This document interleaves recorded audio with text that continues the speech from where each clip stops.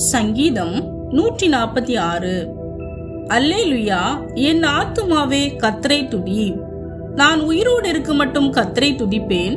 நான் உள்ளளவும் என் தேவனை கீர்த்தனம் பண்ணுவேன். பிரபுக்களையும் ரட்சிக்க திராணி இல்லாத மனுபுத்திரனையும் நம்பாதேயுங்கள். அவனுடைய ஆவி பிரியும், அவன் தன் மண்ணுக்கு திரும்புவான். அந்நாளிலே அவன் யோசனைகள் அழிந்து போம். யாக்கோபின் தேவனை தன் துணையாக கொண்டிருந்து தன் தேவனாகிய கர்த்தர் மேல் நம்பிக்கையை வைக்கிறவன் பாக்கியவான். அவர் வானத்தையும் பூமியையும் சமுத்திரத்தையும் அவைகளிலுள்ள யாவையும் உண்டாக்கினவர். அவர் என்றென்றைக்கும் உண்மையை காக்கிறவர். அவர் ஒடுக்கப்பட்டவர்களுக்கு நியாயம் செய்கிறார். பசியா இருக்கிறவர்களுக்கு ஆகாரம் கொடுக்கிறார். கட்டுண்டவர்களை கர்த்தர் விடுதலையாக்குகிறார். குருடரின் கண்களை கர்த்தர் திறக்கிறார். மடங்கடிக்கப்பட்டவர்களை கர்த்தர் தூக்கி விடுகிறார். நீதிமான்களை கர்த்தர் சிநேகிக்கிறார். பரதேசிகளை கர்த்தர் காப்பாற்றுகிறார். அவர் திக்கற்ற பிள்ளையையும் விதவையையும் ஆதரிக்கிறார். துன்மார்க்கரின் வழியையோ கவிழ்த்து போடுகிறார். கர்த்தர் சதா காலங்களிலும் அரசாளுகிறார்.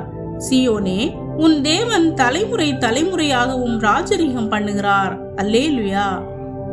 பிரியமானவர்களே, இந்த சங்கீதம் தேவனை முழு மனதுடன் ஸ்தோத்தரிக்க அழைக்கும் ஒரு மகிழ்ச்சியான பாடலாகும். மனிதர்களில் அல்ல, தேவனில் மட்டுமே நம்பிக்கை வைக்க வேண்டும் என்பதையும் இந்த சங்கீதம் மிக தெளிவாக நமக்கு வலியுறுத்துகிறது. நாம் சந்திக்கும் மனிதர்கள் பல சமயங்களில் நமக்கு உதவ முடியாத தருணங்கள் ஏற்பட்டிருக்கலாம். ஆனால் தேவன் சர்வ வல்லமை உள்ளவர்.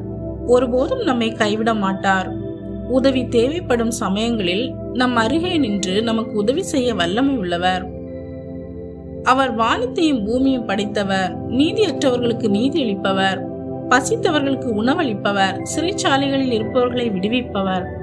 அவர் குருடர்களுக்கு பார்வை கொடுப்பவர். தாழ்த்தப்பட்டவர்களை உயர்த்துகிறவர்.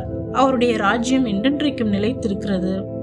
மனிதர்களில் அல்ல, தேவனில் நம்பிக்கை வையுங்கள். அவர் உங்கள் தேவைகளை அறிந்தவர். இன்று முதல் உங்கள் நம்பிக்கையை முழுமையாக சர்வ வல்லவரிடத்தில் வையுங்கள். அவர் உங்களை உயர்த்தி நன்மையான பாதைகளில் நடத்தி செல்வார். ஆமேன்.